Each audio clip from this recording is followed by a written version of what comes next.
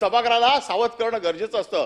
सभापती महोदय, तुम्ही देखील या सगळ्या गोष्टी मान्य करताना हे सगळं नियमाप्रमाणे केलं पाहिजे असं आमचं म्हणणं आहे।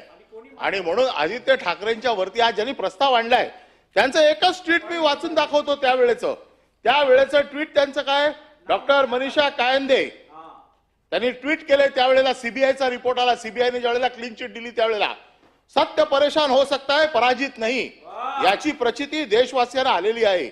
दिशा सालियनचा मृत्यू अपघाताने झाला असल्याची सीबीआयच्या अहवालात उघड झाले आहे, पण भाजप आणि राणे गँगने त्याचा बाजाराण संबंध जोडून थैथयाट केला। आरोप करणाऱ्यांनी आता नाक घासून आदित्य ठाकरे यांची माफी मागावी। पुढे गेले त्या मनीषा कायंदे सरड्यापेक्षा फास्ट रंग बदलला। अरे सरड्याला लाज वाटली, सरडा परवा सरड्यापेक्षा फास्ट रंग बदलला का? तर आता उपसभापतीच्या पोस्टवरती लक्ष आहे। आता नाही आयला सत्य का नाकारलं का? नाही नाकारलं का? हे नाकारलं का सांगा मला? हे ट्विट नाकारलं का? नाही महिलांचा अपमान नाही, हे महिलांनी केलेलं आहे। हे आता त्यांचं उपसभापतीकडे लक्ष लागलंय, त्या खुर्चीकडे लक्ष लागलंय। वरिष्ठांना खुश करायचंय, वरिष्ठांना खुश करण्यासाठी अशा प्रकारचे आरोप करायचे। अरे सरडा पण लाजला, सरडा सकाळी माझ्या घरासमोर चालला होता, पळाला सरडाला पण शरम वाटली। बसा, काय चाललंय? काय चाललंय सभापती महोदय? मला परवानगी दिली आहे, मला संरक्षण द्या। हे काय चाललंय सभागृहामध्ये? कधी पण उठा, खाली बसवा याला खाली बसवा।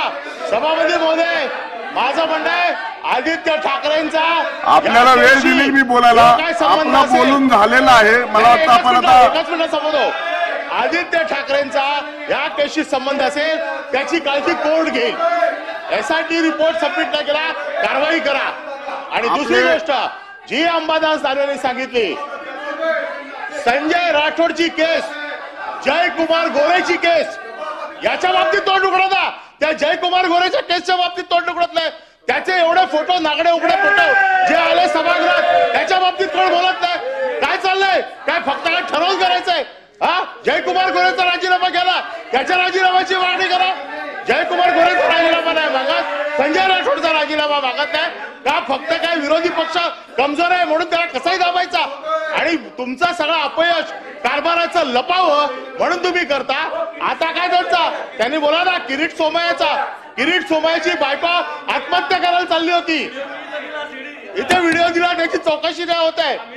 याची व्हिडिओ दिला त्याची चौकशी का नाही झाली? किरीट सोमय्याचा दिला ना व्हिडिओ, त्याची चौकशी करा। शिक्षण मंत्री दादा भुसे साहेब बोला। चौकशी करता। सभापती महोदय, सन्माननीय